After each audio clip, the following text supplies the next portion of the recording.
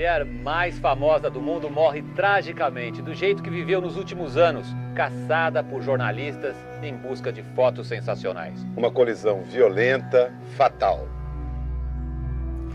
Olá, pessoal. Mais um caso aqui. Hoje o caso é muito especial e grande, então já se prepara aí, pega um café, faz alguma coisa enquanto está escutando o podcast, porque com certeza vai ter muita história para contar.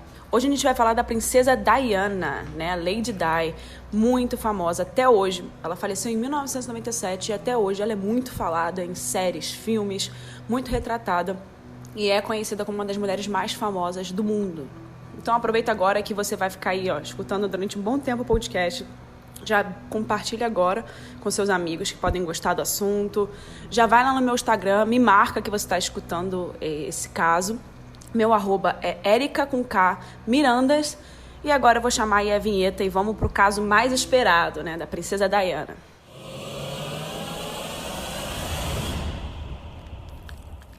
Diana Frances Spencer nasceu descendente de aristocratas britânicos. Ela era filha do John Spencer, que era visconde Althorpe, e de Frances Shandy Kidd. Não sei se eu estou falando certo, não sou britânica, então vou falar do jeito que eu estou lendo mesmo. A Diana nasceu como a terceira e penúltima filha do casal em 1 de julho de 1961, no condado inglês de Norfolk. Ela teve 4 irmãos, e sendo que um deles acabou morrendo assim que nasceu. Os pais dela viveram um casamento muito tumultuado, com discussões muito frequentes. Eles acabaram se separando em 1967, quando ela tinha apenas 7 anos de idade. A separação de seus pais, bem como os conflitos, que vieram em torno desse acontecimento, foram muito determinantes para a característica da princesa e da infância infeliz que ela teve. E a Diana ficava sempre pensando em não cometer os mesmos erros dos pais. Ela queria construir uma família unida e feliz. E com a morte do seu avô paterno, por parte de pai, o Albert Spencer, em 1975, o pai de Diana acabou se tornando um conde, e assim a Diana e suas irmãs acabaram recebendo o título de Lady. Então aí, a partir daí, ela já era Lady Di, Lady Diana. Independente de ser casada com o príncipe Charles ou não. Ela já era Lady Diana antes de casar com ele. E embora ela fosse filho de nobres, ela trabalhou com uma mulher normal que procurava independência. Já naquela época, ela tinha pensamentos muito diferentes da maioria das mulheres, Ela já tinha essa vontade de ter a sua própria realização pessoal, até que ela se inscreveu em algumas agências de empregos. Empregos básicos mesmo, ela queria qualquer coisa só para poder fazer um trabalho ali. Entre eles era tarefas domésticas, ser professora de jardim de infância. A sua vida em Londres até aquele momento era tranquila. Ela não ia muito para festas, ela ficava mais em lugares calmos. E em uma entrevista ela disse que aqueles anos que ela se manteve em Londres e tal, ela queria se manter pura, Tidy. É uma expressão britânica usada para significar virgindade, Que dizia a ela que ela esperava por alguém muito especial. Em novembro de 1978, a Diana e a sua irmã mais velha, Sarah, foram convidadas para um aniversário de 30 anos de Charles, o príncipe de Gales, E em agosto do ano seguinte, 1979, um fato muito ruim para Charles aconteceu, O tio-avô dele, Lord Mountbatten, foi assassinado. E eles eram muito próximos, ele era considerado tipo pai substituto para ele. E aí, o Charles e a Diana, em algum momento, entre encontros de amigos, ela sentou perto dele e disse para ele, depois dessa perda que ele teve: "Você parecia tão triste. Meu coração fica vazio quando vê você desse jeito." E aí ela falou: "Isso não tá certo, você tá completamente sozinho. Você deveria ter alguém para cuidar de você." Dali em diante, a figura que Charles tinha da Diana, que era uma amiga de infância, mais nova, transformou-se, Ele começou a procurar pela Diana, olhar para ela com outros olhos. Até que em fevereiro de 1980, foi a primeira vez que Diana passou um final de semana em Sandringham, sem a companhia da sua irmã, apenas da família real. Já que naquela época tinha boatos de que a irmã de Diana tinha alguma coisa com Charles. Bom, até esse momento, vou falar um pouco da Camila. A Camila era uma amiga, entre aspas, do príncipe Charles. E ela fazia parte do círculo de amizade de Charles. ela conhece o príncipe há muito mais tempo que a princesa Diana. E, inclusive, falam das relações sexuais, né, que eles tiveram antes do casamento de Charles e depois do casamento de Charles com a Diana. Bom, até que depois, né, eles começaram a serem vistos muito juntos, a Diana e o Charles. E começaram logo, né, a atrair muito a atenção da imprensa. E o tabloide The Sun, né, é um dos mais famosos da Inglaterra, escreveu que um novo romance real tinha começado. A cada momento que a Diana saía do apartamento, ela era seguida por milhares de jornalistas. E isso sem nenhuma ajuda, sem nenhum guarda-costas, sem nenhuma segurança, porque ela não era da realeza, ela era uma simples jovem em Londres.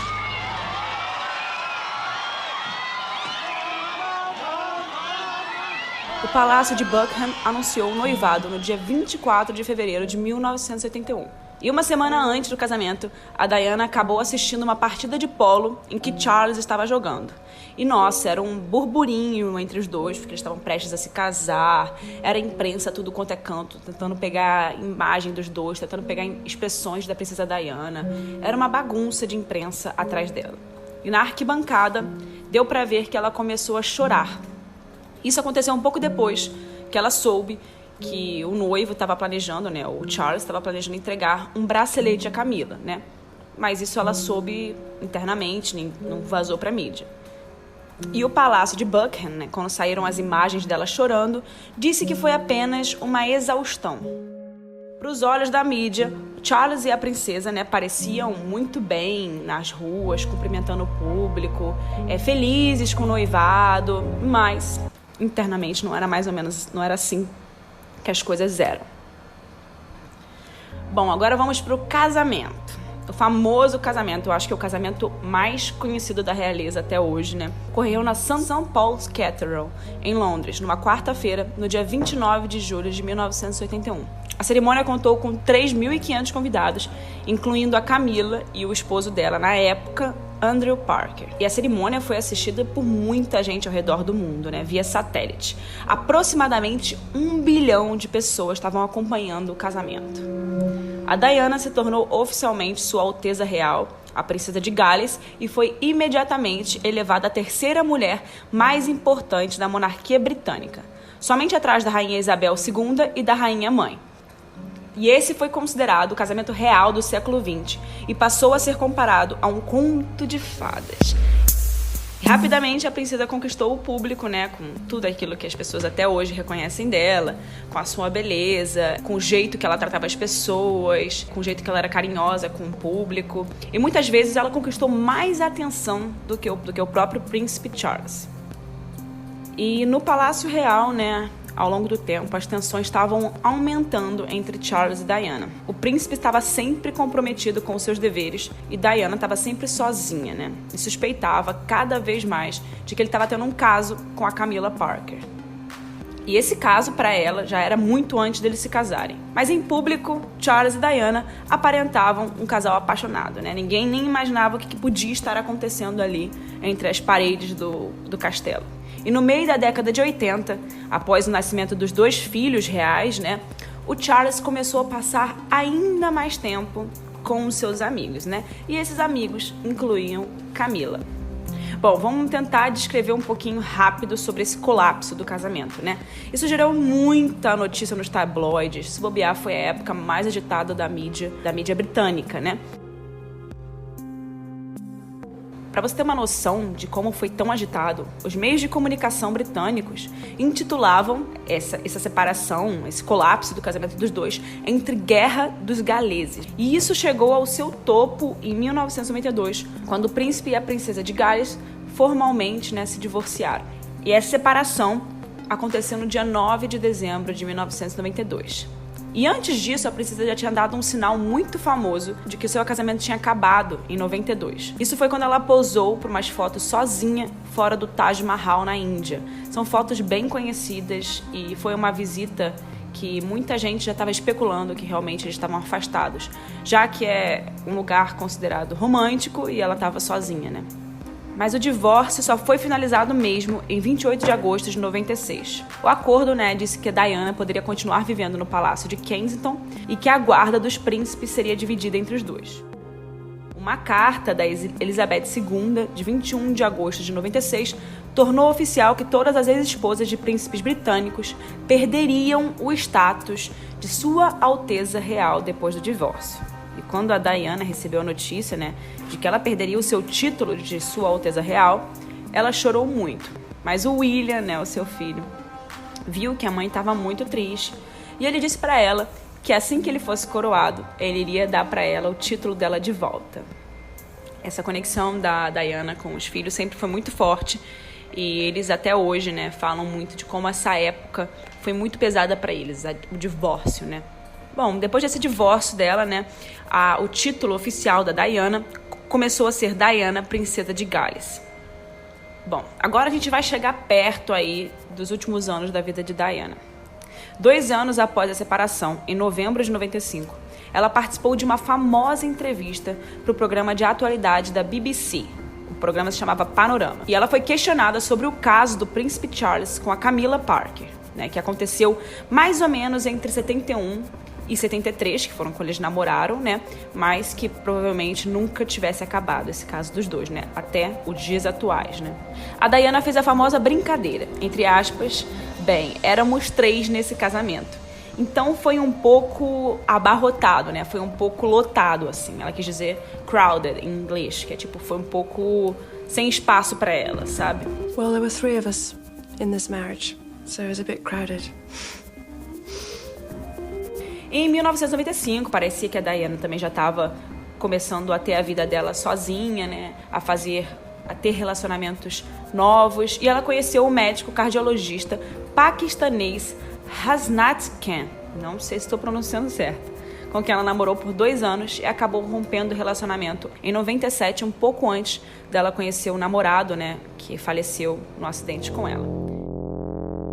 Então vamos para o dia fatídico. Em 31 de agosto de 97, a Diana morreu num acidente no túnel da Ponte de l'Alma, em Paris, na França, enquanto ela era perseguida por vários paparazzis em motos. A Diana estava num jantar com o milionário egípcio Dodi Al-Fayed, o seu atual namorado, que ela tinha começado um relacionamento recentemente, e herdeiro da cadeia de lojas Harrods. Não sei se alguém aí já foi para Londres, mas se alguém já foi para Londres, com certeza já ouviu falar da Harrods. É uma loja muito, muito cara, de alta sociedade, e ele era herdeiro, dessa loja Harrods.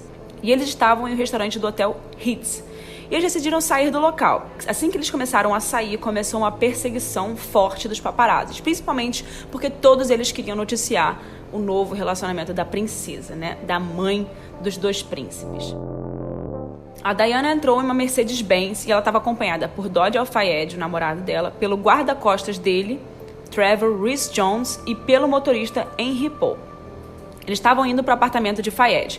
E devido à embriaguez, o motorista Henry acabou perdendo o controle do carro e bateu num pilar do túnel embaixo da ponte, numa velocidade de 170 km por hora, enquanto ele fugia da perseguição dos paparazzis. Henry Paul e Dodi Al-Fayed morreram imediatamente.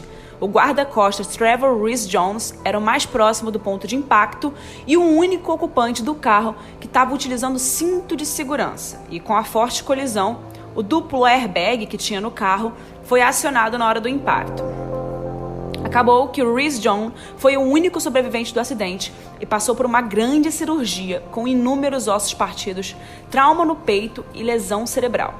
Depois de algum tempo em coma no hospital, ele disse que não tinha lembranças nenhuma do acidente. A Diana, que estava sentada no banco de trás, bateu brutalmente no banco da frente, durante o impacto, que causou uma hemorragia interna, ferimentos e lesões nos pulmões e na cabeça. E também ela acabou quebrando os ossos da bacia e do braço. A Diana foi transportada para o hospital Pitié-Salpêtrière, não sei se estou falando certo, onde, apesar das numerosas tentativas de reanimar ela, de colocar aquele negócio para reanimar, ela morreu às 4 horas da madrugada daquele dia. A capotagem a cerca de 170 km por hora deixou o carro irreconhecível e matou na hora o motorista e o namorado da princesa, o milionário Dodi Al-Fayed. Todd e o motorista do Hotel Ritz, que dirigia a Mercedes, morreram presos nas ferragens. Diana e seu guarda-costas conseguiram sair do carro. Ali mesmo, no asfalto do túnel, começaram 2 horas de tentativas desesperadas dos médicos para reanimar a princesa. Bom, o que disse o único sobrevivente do acidente, né? As especulações diziam que ele era a única pessoa usando cinto de segurança, o que não foi de fato confirmado. Até hoje, o guarda-costas diz, como eu disse antes, que ele não se recorda de nada que aconteceu antes e depois do acidente. Agora eu reuni umas teorias da conspiração aí, né? Que esse caso mais tem, na real, é a teoria da conspiração. Bom, a primeira, a mais famosa de todas, é que a morte de Diana foi causada pela família real. Algumas das teorias mais populares saem da sugestão de que a Diana estava grávida de Dodi Al-Fayed e que eles estavam prestes a ficarem noivos, né? E a teoria diz que a família real não suportaria, né, esse escândalo que esse noivado e bebê causariam. Muito menos a ideia de que Diana iria se casar com um não cristão. Então, uma das conclusões, né, mais óbvias aí é que a morte de Diana poderia ter sido encomendada pela própria família real. Bom, vamos para outra teoria, o misterioso flash de luz. Muitas testemunhas que estavam lá na hora afirmaram que viram um flash. Um ex-membro do MI6, que é o Serviço Secreto Britânico, explicou que as circunstâncias do acidente de Diana são idênticas a um plano da agência para matar o presidente da Sérvia, Milosevic. Segundo ele, o clarão de luz seria uma arma capaz de cegar o motorista por alguns segundos. A outra teoria da conspiração foi uma carta premonitória. 2 anos antes da tragédia, a Lady Di escreveu uma carta para seu mordomo dizendo ter receio de que Charles pudesse matá-la em um acidente de carro. A carta é legítima, entre aspas, o que estava escrito na carta era: esta fase particular da minha vida é a mais perigosa.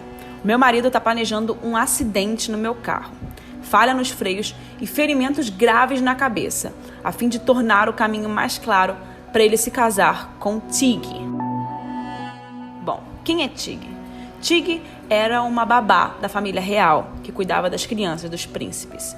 E nessa carta, entre aspas, vou continuar falando as aspas da Diana, ela disse que Camila não é nada além de chamariz. Então estamos todos sendo usados pelo homem em todos os sentidos da palavra. Isso era o que ela acreditava e tinha escrito, né, 2 anos antes da tragédia. A outra teoria é que será mesmo que o motorista estava bêbado, né? Porque um exame de sangue da época comprovou que Henry Paul estava bêbado naquele dia. Mas as testemunhas que o viram, né, quando ele saiu do hotel, diziam que ele parecia normal. Alguns vídeos das câmeras de segurança mostram que o motorista estava amarrando o cadarço do sapato e ele não se desequilibrou em momento nenhum. Ou seja, quando a pessoa está bêbada, ela normalmente, quando abaixaria, ficaria se desequilibrando um pouco, e não era o que parecia nas câmeras de segurança. Outro fato curioso é que 8 meses antes do acidente, ele depositou mais de 40 mil libras para pelo menos 15 contas diferentes todos os meses. Bom, agora vamos falar do Fiat Uno branco misterioso. Essa é outra teoria muito forte também. As análises dos destroços do carro Mercedes, né, que era da Diana, mostrou que havia entrado em contato com o Fiat Único branco, que ele deixou um pouquinho de tinta na carroceria do Mercedes da Diana, né? E o senhor Fayed, né, o pai, alegou que o veículo foi usado pelos serviços de segurança para bloquear a estrada em frente ao Mercedes, fazendo com que desviasse e colidisse com a lateral do túnel. Esse veículo Fiat Uno nunca foi encontrado. Mas quem viu esse Fiat Uno branco para poder dizer que tinha um Fiat ali na hora, enfim, foi o policial David Lawrence, que era uma testemunha que tinha visto o carro no túnel. Algumas conspirações dizem que o carro pertencia a um paparazzo que teria sido pago para matar Lady Di. E esse fotógrafo, né, em questão seria o milionário James Anderson, que foi encontrado morto em 2000 numa BMW carbonizada. O seu crânio tinha um buraco na região da têmpora e o acidente foi considerado um suicídio. Bom, outra coisa muito estranha também, e que não é nenhuma teoria da conspiração, né, é de fato uma realidade, as imagens daquele dia, né, dentro do túnel. O senhor Fayed afirmou em 2003 que existiam cerca de 10 câmeras de vídeo no percurso do Mercedes, né, que ele fez até passar o túnel, incluindo uma na própria entrada desse túnel. Mas não há nenhuma gravação de nenhuma delas para a noite do acidente. O jornal Independent também afirmou em 2006 que havia mais de 14 câmeras na passagem subterrânea da ponte de L'Alma, mas nenhuma registrou a filmagem da colisão fatal. Bem, muito boato, muita história, muita teoria da conspiração, inclusive o Anonymous, né? Aquele serviço que publica mais teorias das conspirações na internet, fez um post, né? Agora na pandemia mesmo, fez um post dizendo da morte da Diana e disse que ela poderia ter sido assassinada. Eles afirmaram que a princesa Diana sabia de casos de estupros que teriam acontecido no Palácio Real, envolvendo pessoas próximas ao príncipe Charles. Segundo a Anonymous, né, entre aspas, a princesa Diana gravou um depoimento de uma vítima de estupro da equipe de príncipe Charles. Seria essa a razão dela ter sido assassinada, né? E essa publicação que o Anonymous acusou, né, a realeza, né, foi apagada, mas muitos internautas compartilharam essa informação antes delas desaparecerem. E por que tanta teoria da conspiração na morte da Diana? Porque os inimigos de Diana, entre aspas, estavam por toda parte. A Diana tinha uma lista bem grande de pessoas que poderiam querer tirar a vida dela, né? Como poucos famosos já viram uma lista tão grande. Eram muitas nações, conglomerados internacionais e a própria família real britânica que se beneficiariam com o fato de ela calar a boca, né, para sempre. Por que Diana era uma ameaça ao sistema, né? Isso era por diversas razões. Para a realeza, ela era uma ameaça à reputação da realeza. A Diana começou a ameaçar a monarquia porque ela começou a confundir a linha entre o comportamento aceitável e inaceitável para um membro da família real. E ela começou a dissipar aquela magia que fazia pessoas normais, comuns, se sentirem como se a realeza fosse muito especial e diferente, né? E se isso de fato acontecesse, se as pessoas começassem a ver a realeza como algo normal, muitos deveriam começar a fazer perguntas sobre por que a realeza é seguida, tolerada e continua sendo até hoje, né, presente na vida britânica. Ou seja, tudo que a família havia construído poderia desabar. Bom, e como que a nação britânica reagiu depois da morte da Diana? A manifestação nacional de luto depois da morte da Diana foi a mais lembrada de todos os tempos. Diana foi considerada a primeira celebridade real, né? E sua morte abalou os britânicos de uma forma que nenhum outro evento real dos tempos modernos fez. E durante os dias, semanas e meses que seguiram a morte da Diana, muitas pessoas se aglomeraram, né, em Londres para assinar o livro de condolências e depositar flores para ela do lado de fora do Palácio de Kensington, que se tornou um local de peregrinação. O funeral da princesa foi realizado em Abadia de Westminster em 6 de setembro de 97. Contou com a presença de 2.000 pessoas e 32,10 milhões de pessoas assistiram ao culto no Reino Unido e cerca de 2,5 bilhões de pessoas assistiram ao evento em todo o mundo. William e Harry, né, os príncipes, caminharam atrás do caixão da mãe, né, em procissão fúnebre, assim como o príncipe de Gales, né, o Charles.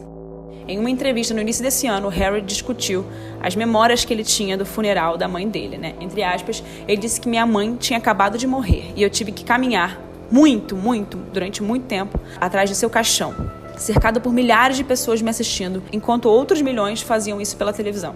Eu acho que nenhuma criança deveria ser convidada a fazer isso em nenhuma circunstância. Eu não acho que isso aconteceria hoje. Fecha aspas. E no início desse ano, o príncipe Harry disse para o Daily Telegraph que ele, inclusive, teve que procurar aconselhamento depois da morte da mãe dele. E ele disse que ele havia desligado todas as emoções dele por quase 2 décadas. E que agora ele estava começando a falar da morte da mãe, a levar isso de uma forma mais normal. Bom, a princesa Diana, né, se tornou muito conhecida por apoiar projetos de caridade e ela é muito lembrada por isso até hoje, tanto antes como depois do divórcio dela. Apesar de, depois do divórcio, ela ter feito esforços para continuar fazendo esses projetos de caridade, já que ela não tinha os mesmos benefícios para poder ajudar essas instituições de caridade que ela tinha quando era casada com o príncipe Charles. Ela foi madrinha de mais de 100 instituições sociais e organizações de caridade e ajudava especialmente campanhas contra minas terrestres e combate à AIDS. Por seus trabalhos filantrópicos, a Diana recebeu diversos prêmios. O Nobel da Paz por sua participação na campanha internacional para a eliminação de Minas. Para arrecadar o dinheiro para suas obras de caridade, depois que ela se separou do príncipe, ela muitas vezes dançou em bailes e até chegou a leiloar alguns de seus vestidos mais belos. E a sua contribuição, para mudar a opinião pública em relação à AIDS, aos portadores da doença, foi inclusive lembrada em 2001 pelo então presidente americano Bill Clinton. Entre aspas, em 1987, quando muitos acreditavam que a AIDS poderia ser contraída através do toque, a princesa Diana sentou-se numa cama onde deitavam um aidético e segurou a sua mão. Ela mostrou ao mundo que as pessoas com AIDS não mereciam o isolamento, mas sim compaixão. Isso ajudou a mudar a opinião do mundo, ajudou as pessoas com AIDS e também ajudou a salvar pessoas em risco. Diana foi considerada a mulher mais fotografada do mundo, nomeada como a terceira personalidade britânica de todos os tempos e uma das pessoas mais importantes do século. Ela se tornou um ícone popular e teve a sua imagem mitificada por muitos anos após a sua morte, que embora tenha sido apontada como resultado de um trágico acidente, ela segue em volta de muitas teorias conspiratórias. A princesa do povo continua sendo uma figura relevante na imprensa britânica e no mundo inteiro, servindo até hoje, em 2020, tema para muitos livros, filmes, documentários, séries, revistas, mesmo após tanto tempo do seu falecimento. Então esse foi o caso de hoje. Eu espero que vocês tenham gostado, Eu reuni muita informação aqui. Queria ter só falado sobre o caso, só sobre o acidente, as teorias das conspirações em cima do acidente, mas é difícil, Porque a princesa Diana, a gente tem que falar um pouco da vida dela e o que ela representou. Por isso ela é tão falada até hoje. Depois, de The Crown ter trazido à tona, as histórias da realeza, os documentários de Diana também. É por isso que está todo mundo, hoje em dia, voltando a falar da história de Diana. Eu recomendo que vocês assistam, Lady Di, Suas Últimas Palavras, que é um documentário que está no Netflix. É muito bom. Essas últimas palavras que ela deu em uma entrevista, ou seja, tudo o que passa ali realmente foi gravado por um jornalista, falado por ela, então você consegue escutar a opinião dela sobre vários fatos da história, deixa muitas coisas claras. Inclusive, na época que ela gravou essa entrevista com o jornalista, ela fingiu que não estava participando das entrevistas, que ela não era a fonte desse jornalista para fazer a biografia, porque isso ia comover a realeza britânica de um nível bizarro, porque ela estava falando coisas muito pessoais da família britânica. Então é isso, eu indico que vocês assistam ou leiam também essa biografia, é muito boa. E até o próximo caso, quarta-feira a gente se vê. Me deem a opinião aí de qualquer caso que vocês queiram ver, bota lá no meu Instagram, eu vou adorar saber. E até o próximo caso, pessoal. Um beijo!